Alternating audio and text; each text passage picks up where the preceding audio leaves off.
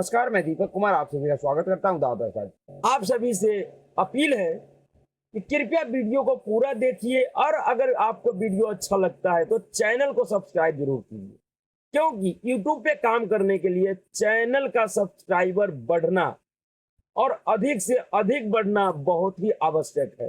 यही हम लोगों को प्रेरणा देता है काम करने के लिए। नहीं तो जिस तरह का परिस्थिति वर्तमान में बिहार में है, ऐसी परिस्थिति में बड़े बड़े यूट्यूबर और बिहार के बड़े बड़े दलाल पत्तलकार भी बिहार के राजनीतिक हालात और परिस्थिति पे विचार और बात करने से पीछे हटते हैं। दोस्तों, पिछले 2 दिनों से बिहार की राजनीति में जो घटनाएं घट रही है वह देश ही नहीं पूरा दुनिया देख रहा है। इस तरह से बिहार सरकार के खिलाफ विरोध प्रदर्शन करने पे पिछले कुछ दिनों से बिहार सरकार और उनकी पुलिस हर एक प्रदर्शनकारियों पे लाठी चार्ज कर रही है, बर्बरतापूर्ण तरीके से लाठी चार्ज कर रही है। और उसी कार्रवाई की वजह से 13 जुलाई को बिहार में भारतीय जनता पार्टी के विरोध प्रदर्शन पे बिहार पुलिस की लाठी चार्ज ने भारतीय जनता पार्टी के एक नेता की जान ले ली। बिहार सरकार के खिलाफ विरोध प्रदर्शन करने में भारतीय जनता पार्टी के एक नेता का मौत हो गया, उनकी हत्या कर दी गई। लेकिन अब सवाल दूसरा है।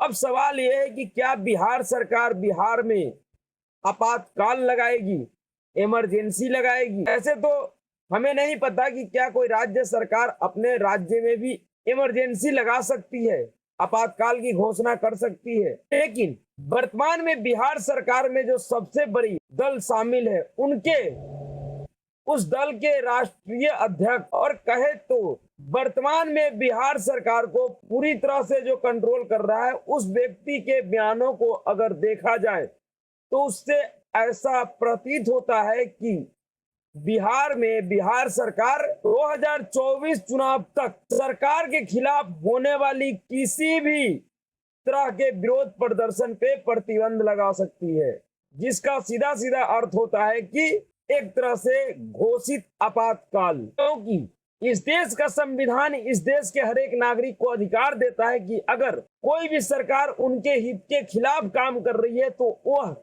उस सरकार के खिलाफ शांतिपूर्ण तरीके से, संवैधानिक तरीके से धरना प्रदर्शन कर सकती है। यह अधिकार इस देश का संविधान देता है।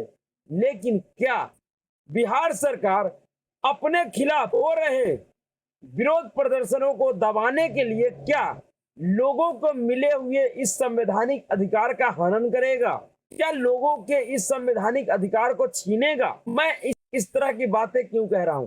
दरअसल 13 जुलाई को जिस तरह से बिहार में बिहार के शिक्षकों, किसानों और युवाओं को सवाल को लेकर देश के सबसे बड़ी पार्टी भारतीय जनता पार्टी के नेतृत्व में, बिहार बीजेपी के नेतृत्व में बिहार सरकार के खिलाफ एक आक्रोश मार्च निकाला गया था। लेकिन उस आक्रोश मार्च के ऊपर जिस तरह से वर्तमान की बिहार सरकार, जिसका मुखिया, जिस सरकार पर पूरे तरह से कंट्रोल लालू प्रसाद यादव और उनके परिवार का है, तेजस्वी यादव का है, उनके पुलिस ने बर्बरतापूर्ण कार्रवाई किया, जिस कार्रवाई में भारतीय जनता पार्टी के जहानाबाद जिले के महामंत्री विजय कुमार सिंह की मौत हो गई। बिहार सरकार के खिलाफ विरोध प्रदर्शन करने का कीमत भारतीय जनता पार्टी को अपने एक नेता का जान देकर चुकाना पड़ा। लेकिन इस समय बिहार सरकार और बिहार पुलिस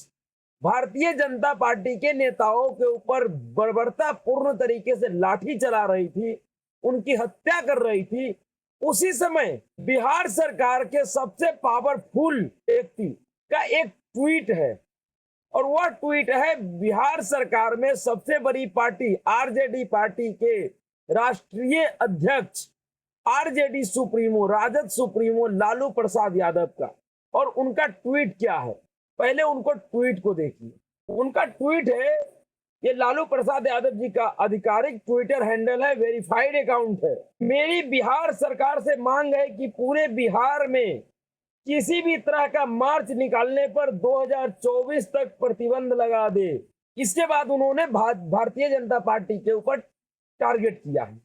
लेकिन उनका यह कहना कि मेरी बिहार सरकार से मांग है कि पूरे बिहार में किसी भी तरह का मार्च निकालने पर 2024 तक प्रतिबंध लगा दे।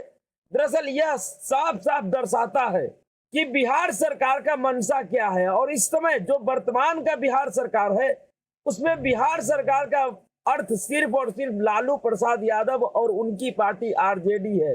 जो बिहार सरकार के वर्तमान संरचना को समझते हैं, जो बिहार की राजनीतिक स्थिति को समझते हैं वर्तमान की, उन्हें अच्छी तरह से पता होगा, वह बखूबी इस बात से सहमत होंगे कि अभी वर्तमान में बिहार सरकार का जो पूरा कंट्रोल है वह आरजेडी और लालू प्रसाद यादव के हाथों में है, तेजस्वी प्रसाद यादव के हाथों में है। अभी बिहार सरकार में वही होगा जो लालू प्रसाद यादव और तेजस्वी प्रसाद यादव चाहेंगे, आरजेडी पार्टी चाहेगी। क्योंकि जिस तरीके की परिस्थिति वर्तमान के बिहार सरकार के शासन व्यवस्था में है कि एक 43 विधायक वाले पार्टी जेडीयू के नेता नीतीश कुमार को मुख्यमंत्री बनाए हुए हैं, लेकिन बिहार सरकार पे पूरी तरह से कंट्रोल लालू एंड फैमिली का है। और अगर लालू प्रसाद यादव ये कह रहे हैं कि मेरी बिहार सरकार से मांग है कि 2024 चुनाव तक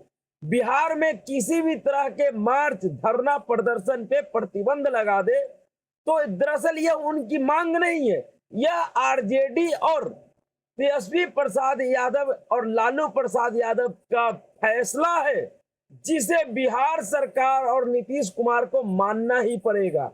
और अगर ऐसा होता है तो यह स्पष्ट हो जाएगा कि वर्तमान की बिहार सरकार बिहार में अपने सरकार के खिलाफ किसी भी तरह के विरोध को दबाने के लिए बिहार में घोषित आपातकाल लगा सकता है। अगर कोई व्यवस्था नहीं होगा तो ऐसी व्यवस्था लालू प्रसाद यादव और तेजस्वी प्रसाद यादव बिहार में बना सकता है। कानून और बिहार सरकार के नियम में परिवर्तन कर सकता है। जब बिहार सरकार लालू प्रसाद यादव और तेजस्वी प्रसाद यादव के दबाव में एक आईएएस ऑफिसर के हत्यारा, जिसे देश के सर्वोच्च न्यायालय ने उम्र कैद का सजा सुनाया था, उम्र कैद, उस आनंद मोहन को रिहा करने के लिए बिहार सरकार के कारा अधिनियम को बदल सकती है, उसमें संशोधन कर सकती है। तो बिहार में विरोधियों को, सरकार के विरोध में प्रदर्शन और मार्च निकालने वाले लोगों पे कार्रवाई करने के लिए, उसको प्रतिबंधित करने के लिए भी किसी तरह का कानून बना सकता है। और अगर लालू प्रसाद यादव कह रहा है तो फिर इसमें किसी भी व्यक्ति को किसी तरह का कोई संशय नहीं होना चाहिए कि ऐसा नहीं हो सकता है, क्योंकि लालू प्रसाद यादव और तेजस्वी प्रसाद यादव वर्तमान में बाहर से चाहे कितना भी निडर दिखता हो, लेकिन अंदर से वो पूरे तरह से डरा हुआ है। लालू फैमिली में बहुत बुरी तरह से डर फैली हुई है और वह डर उनके कुकर्मों की वजह से है। जिस तरह से देश की राजनीति में, जिस तरह से भारत सरकार में एक अहम मंत्रालय में रहते हुए इस देश के पैसे को लूटा, इस देश के लोगों के टैक्स पेयर के पैसे को लूटा, आज उसी कर्म का फल है कि लालू एंड फैमिली पूरी तरह से फंसे हुए हैं और पूरा परिवार जेल के दरवाजे पे खड़े हैं। कभी भी धक्का देके अंदर बंद किया जा सकता है और यही डर है, इसी डर का वजह है, बौखलाहट है कि अब लालू प्रसाद यादव बिहार में अपने सरकार के खिलाफ, अपने बेटे के खिलाफ जो विरोध हो रहा है, जो विरोध प्रदर्शन हो रहा है, उसको कुचलने के लिए, उसको दबाने के लिए इस तरह का मांग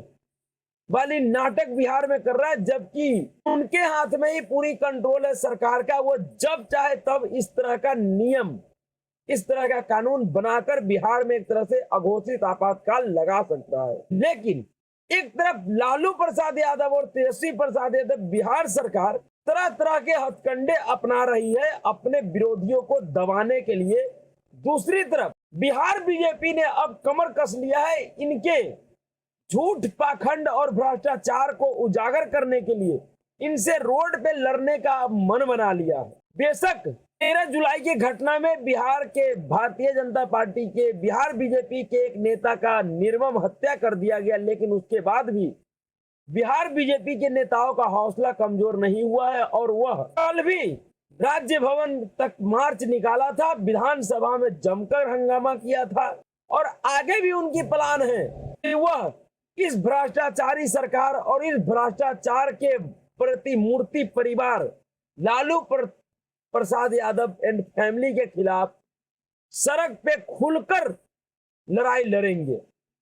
बिहार के लोगों को बताएंगे कि किस तरह से समाजवाद के आड़ में लालू एंड फैमिली ने इस बिहार को अर्थ में धकेल कर इस बिहार के लोगों के भविष्य के ऊपर, इस बिहार के लोगों को, उनके बच्चों के भविष्य को धरातल में समाहित करके किस तरह से अपने बच्चों के लिए, अपने अनपढ़ गंवार बच्चों के लिए, 9वीं फेल और 5वीं फेल बच्चों के लिए लालू प्रसाद यादव जी ने अरबों खरबों का संपत्ति इकट्ठा किया। जिस समय इस बिहार में बड़े बड़े उद्योग कारखाने थे, उस समय बिहार का कमान उस लालू परिवार के पास था, लेकिन उस समय लालू एंड परिवार ने पूरे बिहार के संपत्ति को लूटकर पूरे बिहार के कल कारखाने, रोजगार के संसाधन को चौपट करके बिहार के तमाम व्यापारी वर्गों को बिहार से बाहर भगा दिया और अपने पुत्रों के लिए, अपने बच्चों के लिए सरकारी धन को अपना धन समझ के अरबों खरबों का संपत्ति इकट्ठा किया। और आज जब उस कुकर्म के लिए उनको सजा मिल रहा है और उसके खिलाफ अगर कोई धरना प्रदर्शन कर रहा है, तो उस धरना प्रदर्शन के दबाने के लिए, उस धरना प्रदर्शन को दबाने के लिए अब लालू प्रसाद यादव घोषित आपातकाल वाली स्थिति बिहार में पैदा करना चाह रहा है। और अगर ऐसा होता है, और यह कभी भी हो सकता है, क्योंकि नीतीश कुमार की हैसियत नहीं है कि वो लालू प्रसाद यादव के द्वारा किए गए किसी भी फैसले को टाल सके। दरअसल अब धीरे धीरे जो अभिव्यक्ति की आजादी, लोकतंत्र के नाम का दुहाई और समाजवाद का दुहाई देने वाले जो नेता है, वो पूरे तरह से नंगे हो रहे हैं। उनकी सारा समाजवाद, सारा लोकतंत्र का नारा और अभिव्यक्ति के आजादी का चिंता लोगों के सामने खुल रही है। लोग समझ रहे हैं कि कितने बड़े समाजवादी हैं, कितने बड़े लोकतंत्र बचाने का ठेकेदार है, अभिव्यक्ति की आजादी का ठेकेदार है।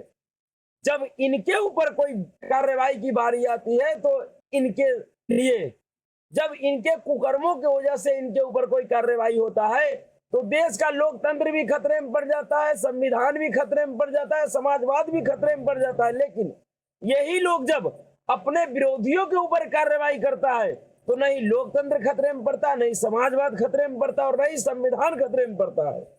दरअसल लोकतंत्र और समाजवाद के आड़ में जितना इन लोगों ने इस देश को लूटा है, शायद इस तरीके से अंग्रेजों और मुगलों ने भी नहीं लूटा इस देश को। जिस तरह से इस देश में समाजवाद और लोकतंत्र के आड़ में बहुत सारे क्षेत्रीय छत्रप इस देश के संसाधन को लूटा है। तो अब जिस राजनीति का शुरुआत नीतीश कुमार और तेजस्वी यादव की सरकार 13 अप्रैल को किया, उस राजनीति का अंत क्या होगा, अब ये देखने वाली विषय है। किस तरह का अब राजनीतिक बदलाव बिहार में होगा आने वाले कुछ दिनों में, यह देखने वाली विषय है। और इसके लिए बिहार सरकार और लालू परिवार का क्या तैयारी है, ये भी देखने वाली बात। पर कुछ भी हो, बिहार का राजनीति जिस दिशा में जा रहा है, वर्तमान का बिहार सरकार जिस तरह की राजनीति कर रही है, यह बिहार और बिहार के लोगों के हित में तो कतई नहीं है। कुर्सी के अलावा उन्हें कुछ भी नहीं दिख रहा है। यह बात बिहार के लोगों को भी समझना चाहिए। किस तरह से एक 9वीं फेल व्यक्ति बिहार के लाखों ग्रेजुएट और पोस्ट ग्रेजुएट युवाओं को सपना दिखा रहा है कि हम तुम्हें रोजगार देंगे।